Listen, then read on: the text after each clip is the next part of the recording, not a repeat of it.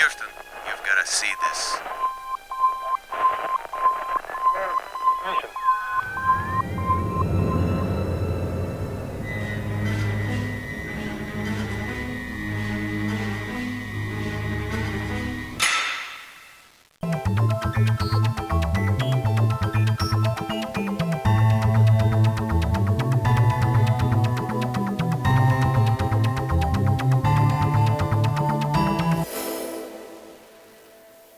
O programa de destaque de hoje da FGF TV está recebendo aqui nos estúdios do Dr. Manuelito Eduardo Campos, da Faculdade Integrada da Grande Fortaleza, com muito prazer, o cineasta Halder Gomes. Ele nasceu em Fortaleza, é formado em Administração de Empresas e pós-graduado em Marketing pela Universidade de Fortaleza, artista plástico e mestre em Taekwondo. Iniciou no cinema como dublê de lutas em filmes de artes marciais em Los Angeles na década de 90. E de lá para cá, ele é um cineasta completo. Eu queria agradecer muitíssimo a sua participação aqui, Halder. Eu queria saber como foi que, de repente, surgiu esse vírus, né, em você. Quantos anos você tinha? De que forma você se apaixonou pelo cinema? Obrigado pelo convite, Ana. Sempre um prazer estar aqui. Começou na infância, quando eu fui pela primeira vez num cineminha no interior do Ceará, que eu morava em Senador Pompeu, né? Então era um cinema muito mambembe e os filmes eram de Kung Fu. Então na primeira vez que eu entrei no cinema, eu dei de cara com um filme de Kung Fu e a paixão pelo cinema e pela arte marcial começaram ao mesmo tempo. E daí não parou mais, né? Eu continuei, assim, me tornei um grande aficionado pelo gênero. Depois veio a onda de Bruce Lee. Bruce Lee foi muito influente, assim, na minha formação, dessa paixão que eu tinha pela arte marcial e tudo. E começou as duas coisas juntas, né? Então, de certa forma, casados até hoje. E de repente você deixou o Ceará e foi para os Estados Unidos. Como foi isso? Como se deu isso na sua vida? É um longo processo, porque a partir dessa paixão na infância que eu tive pela arte marcial, não existia academia onde eu morava, no interior, né? Então, quando eu vim morar em Fortaleza, eu sempre tive vontade de fazer alguma arte marcial. Então, tentei karatê, tentei um pouco de Kung Fu. E quando eu tinha 16 anos, fui fazer um intercâmbio cultural nos Estados Unidos. Fui morar pertinho de Detroit e lá eu vi uma aula de Taekwondo. E aquilo ali foi fascinante para mim, porque tudo que eu via nos filmes, que eu achava alucinante nos filmes, de repente estava inserido naquela arte marcial. E eu disse, não, eu tenho que aprender isso aqui, eu quero ser bom nisso, eu quero ser mestre disso e tudo, e virou uma obsessão.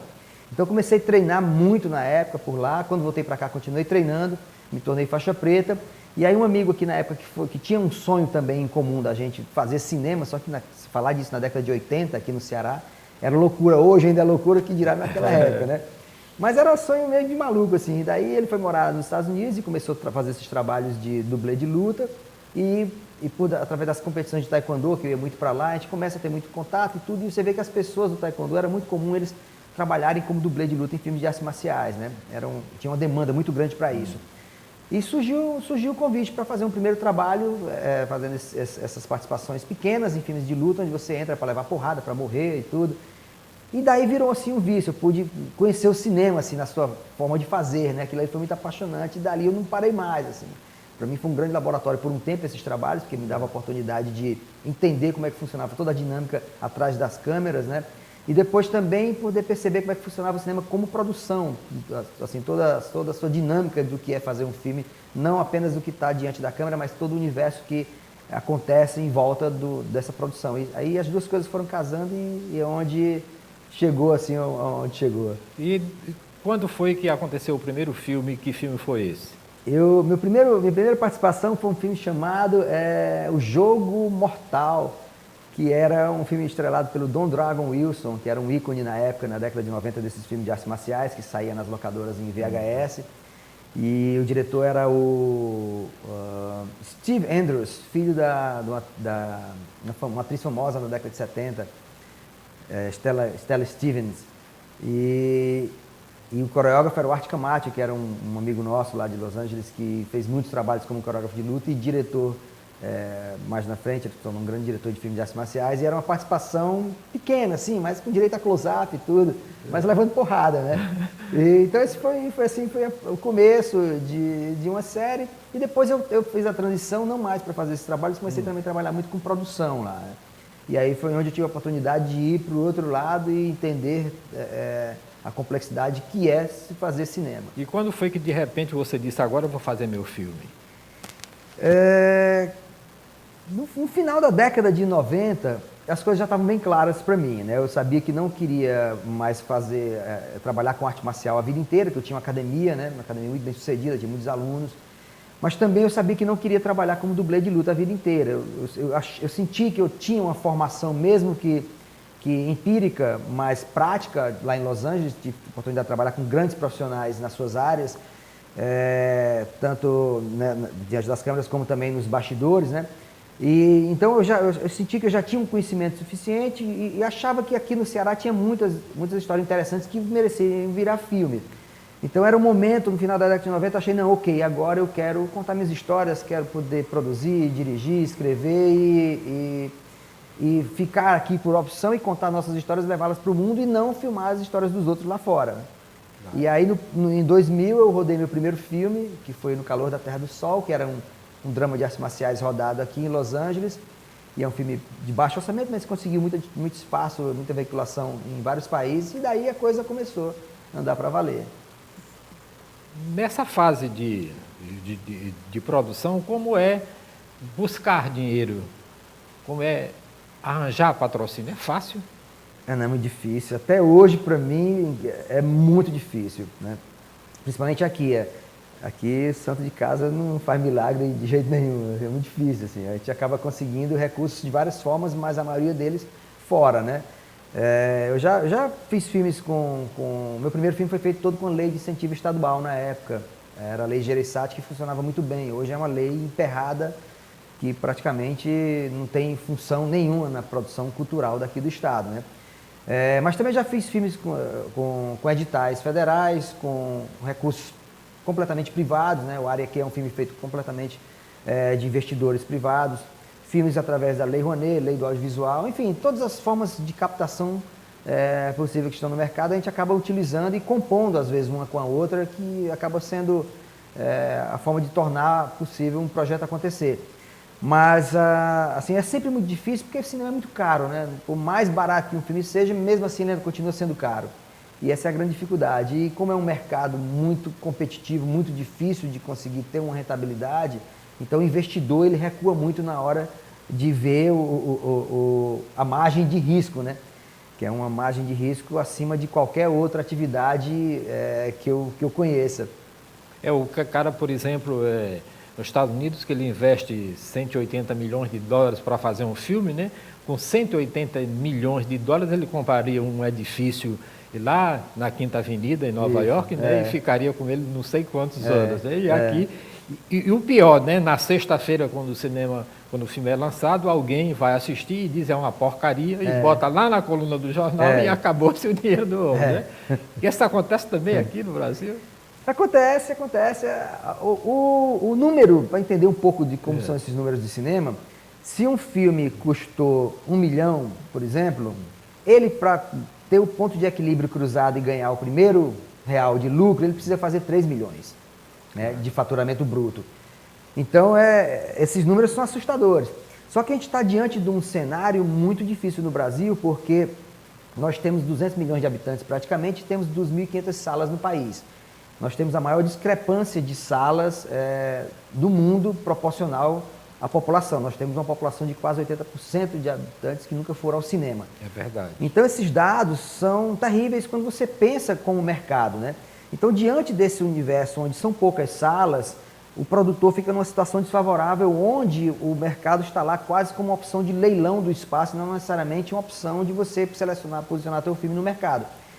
E quando você está diante desse cenário onde, nessas 2.500 salas, é comum um blockbuster americano ocupar 1.250, ou seja, 50% das salas do país, imagina o que restou para toda a restante dessa produção, né?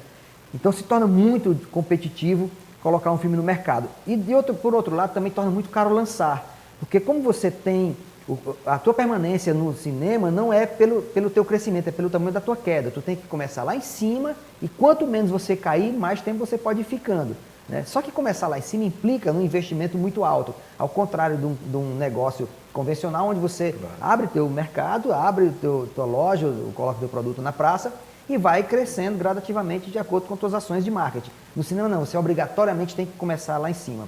E esse modelo de mercado encarece muito a produção e de certa forma prejudica muito a produção independente. consequentemente, assusta um pouco o investidor quando ele vê esse cenário que é muito arriscado.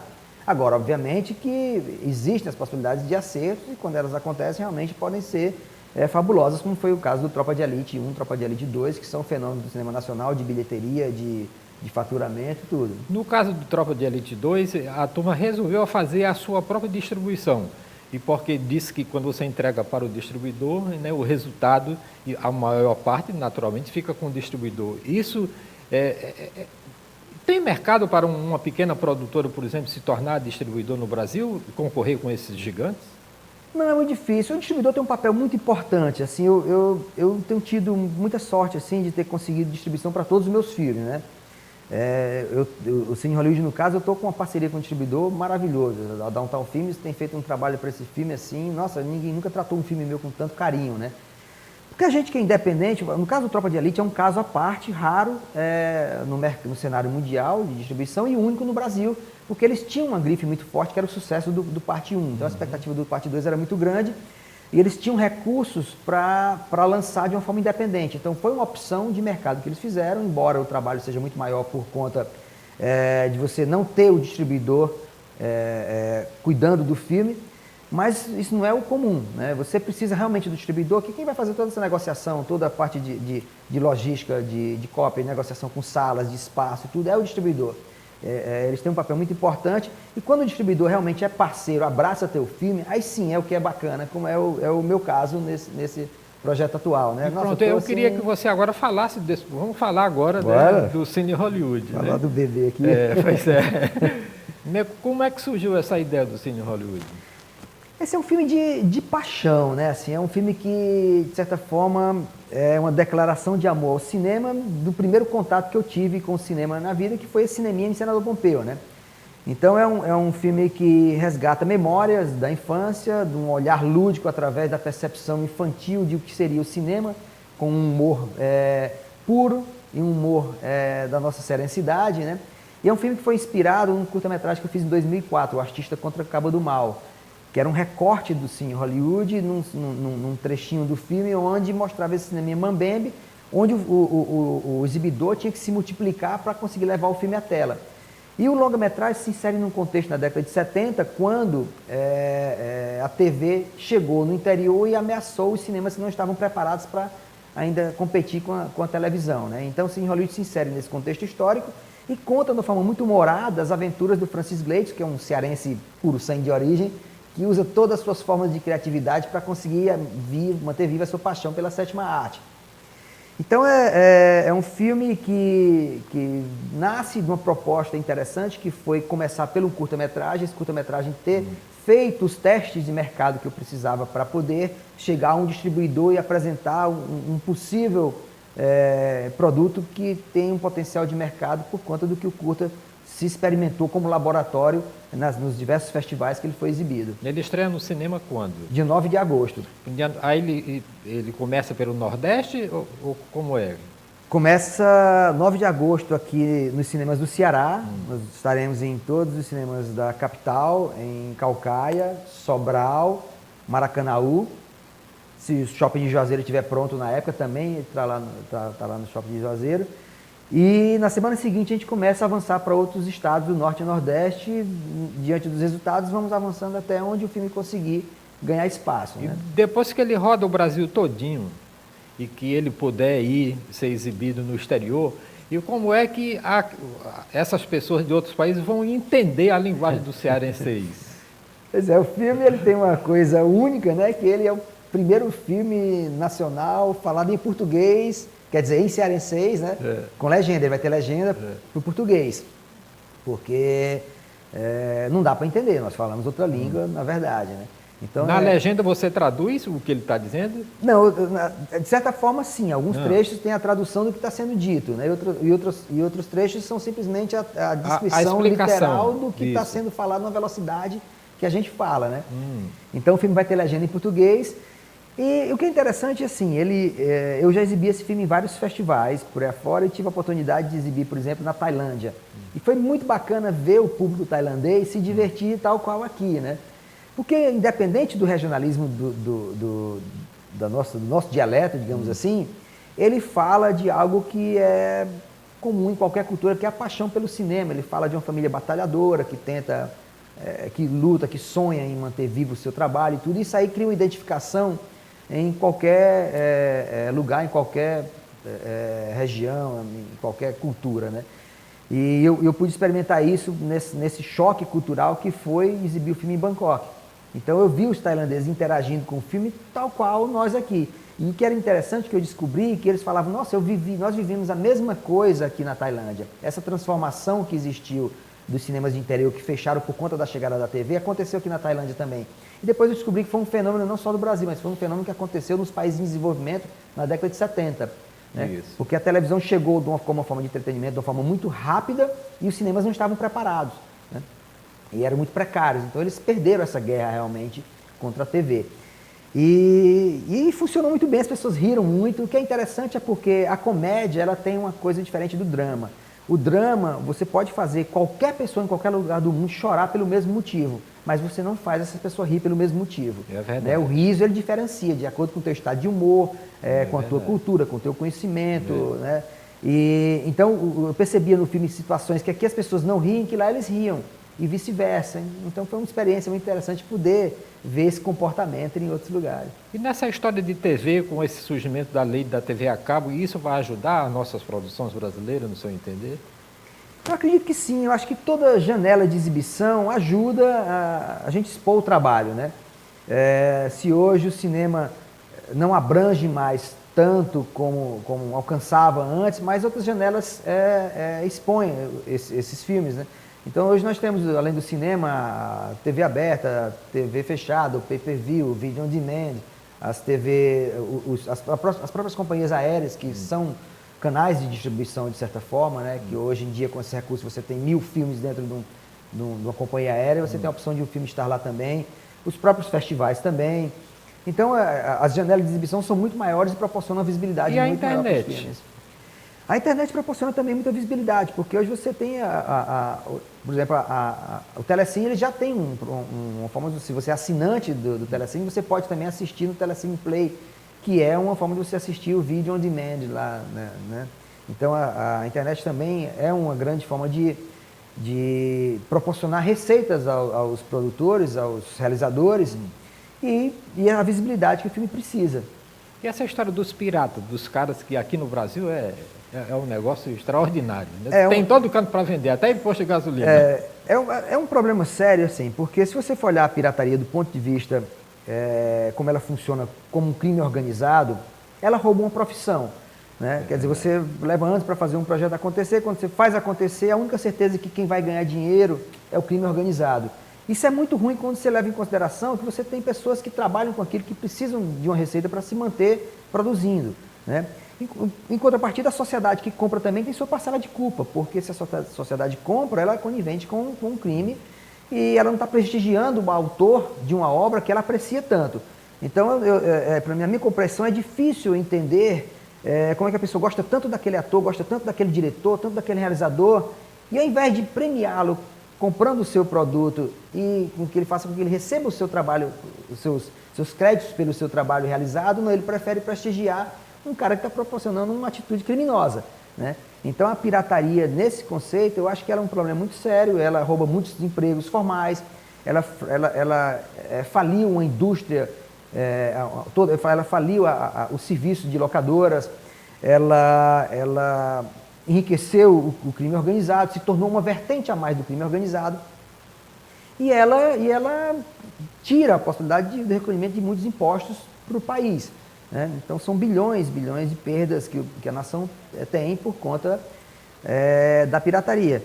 É lamentável, mas nós vivemos num país onde não existe uma atuação mais severa contra isso. Né? Não existe que até o guarda compra. Né? Exatamente, é lamentável. No caso da gente que é realizador, que se mata para fazer um filme, nós somos os mais prejudicados. Porque os grandes estúdios, eles têm um poder eles têm um mecanismo de faturamento muito alto, né? Então os grandes filmes sempre, independente da pirataria, eles sempre vão faturar muito porque eles têm... Eles vendem até a camiseta. Né? Eles subprodutos, né? Eles fazem parcerias desses bonequinhos que estão no McDonald's e tudo. Então nós não temos capacidade de fazer todos esses subprodutos e ter e vender milhões de royalties. Não, nosso trabalho mesmo, o resultado do nosso trabalho depende do resultado do filme, né? É diferente às vezes que as pessoas falam, mas a música, o cara às vezes gosta de distribuir o próprio CD da música para promover o show, mas eu não faço show. Eu não posso fazer um filme todo fim de semana, eu não posso fazer um filme na esquina todo dia, entendeu? O meu produto final é o que vai estar na tela. Eu não tenho essa possibilidade de outros caminhos de faturamento, senão o meu trabalho e o que vai estar exposto para o espectador assistir. E eu queria que você falasse sobre o elenco. Como é que você conseguiu reunir esses humoristas todinho Rapaz, aqui é um no elenco, filme Cine Hollywood? É um elenco pra lá de surreal, assim, de eclético, né? É uma história que tinha que ter um elenco muito bacana para ser contado. Então nós temos aqui o ícones do nosso humor, né? O Falcão, João Neto, Carla Karenina, o Luciano Lopes, Bolachinha, atores aqui bem conceituados, o Ari Sherlock, né? O Murilo Ramos, Reginaldo, nossa, Roberta Vermont, atores revelação, o Rainer Cadete, que agora está na novela da Globo, a novela principal da Globo, Fernanda Kalu, a Fiorella Mateis, que estreou ontem um programa no Multishow, que é atriz da Globo, Roberto Bontempo, Miriam Freeland, que são atores da Record, até a filha do John Woo, do diretor chinês, faz uma participação especial no filme, né? Veio para cá para filmar com a gente e tudo. Então é o elenco, e o Edmilson Filho, que é o protagonista do curta, que vem agora também se apresentar como uma grande revelação para o cinema nacional, sendo protagonista do Cine Hollywood. Então é esse elenco mágico mesmo, assim, nós tivemos um filme muito gostoso de ter sido feito, sabe?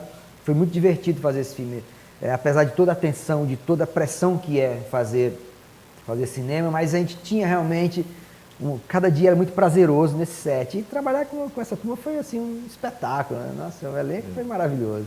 E quando você distribui o roteiro, você entende que a turma já interage ali, eles mesmos, criando as suas próprias falas também, eles também dão sugestão, eles também se desenvolvem? Sim, foi um trabalho muito participativo, né? Porque nós tínhamos um texto que era muito rico do ponto de vista de cearensidade mesmo, né?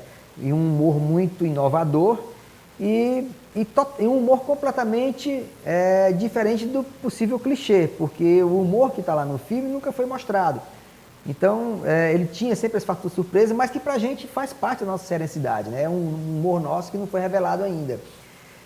Então, assim, o texto a gente lapidava sempre no set, a gente sempre tinha muita troca de criação por conta de testar como é que funcionava aquele diálogo, e cada um trazia um complemento, e a gente ia afinando e foi ficando cada vez mais lapidado, assim, até chegar num texto que, quando eles falavam, realmente funcionava muito bem, né?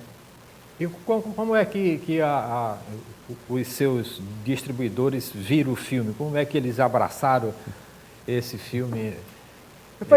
Foi de uma forma bem interessante, assim, o Bruno Weiner, que é o dono da Downtown Filmes, né, que é um distribuidor, que é um cara que tem um olhar muito apurado para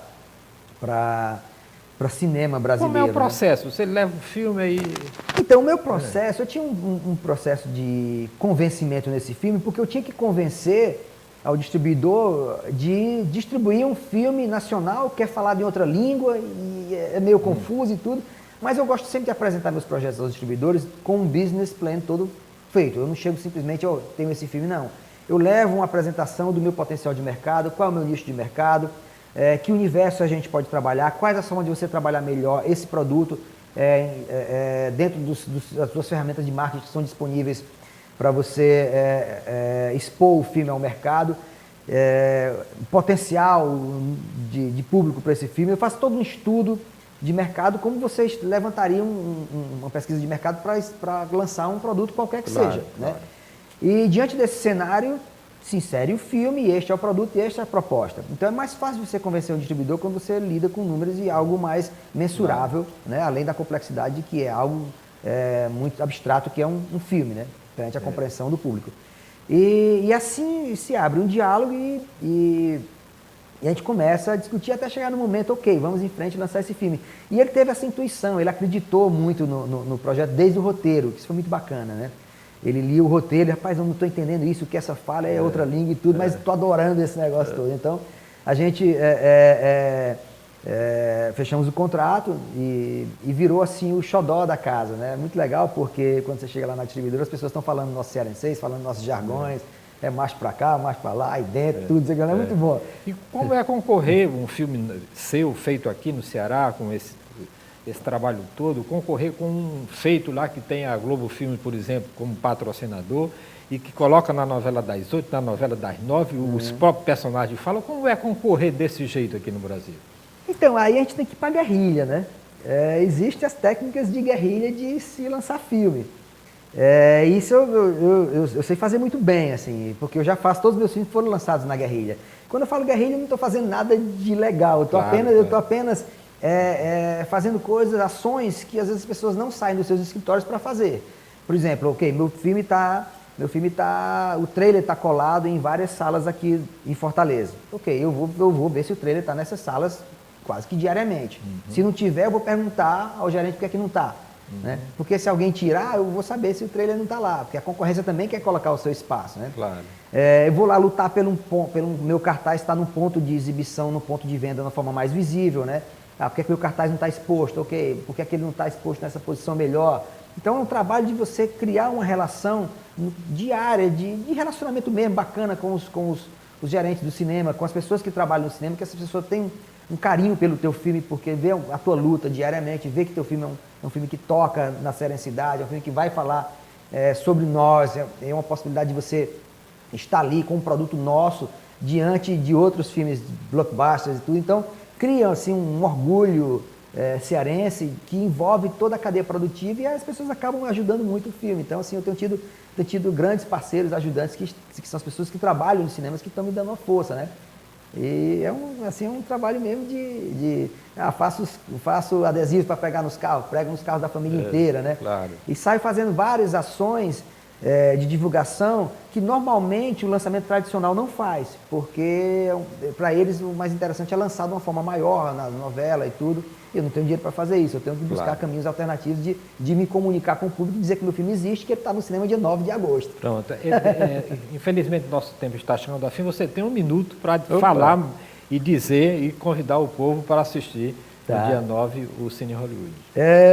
Quero convidar todos os cearenses, porque esse é um filme que você vai, talvez para nós cearenses, seja o filme mais gostoso que você vai ver nos últimos anos, porque é uma comédia que fala de nós, da nossa língua, é muito divertido, um elenco sensacional. O nosso trailer já passou de 100 mil espectadores no YouTube em poucos dias, a expectativa é muito grande, né? E a receptividade desse trailer está tendo um carinho absurdo, assim, de bom. E é um filme que vai emocionar, que vai fazer rir muito, e você vai poder ver o talento cearense exposto da forma mais bonita possível. E vamos lotar os cinemas daqui no dia 9, porque se a gente bombar aqui no Ceará, com pouco tempo, nós estaremos no Brasil inteiro e vai ser um prazer muito grande ver esse filme falando da nossa serenidade, do nosso humor no país inteiro. Então, dia 9 de agosto, marque na agenda, não invente de casar, nem invente de ir para aniversário fazer 15 anos, não invente de fazer nada, porque o nosso compromisso 9 de agosto é ir para o cinema ver Cine Hollywood. Ok, eu agradeço muitíssimo a presença aqui do Halder Gomes, aqui no programa Destaque da FGF TV, e que volta na próxima semana com outra personalidade em destaque. Se você quiser sugerir nomes e temas para este programa, o nosso e-mail é fgftv@fgf.edu.br.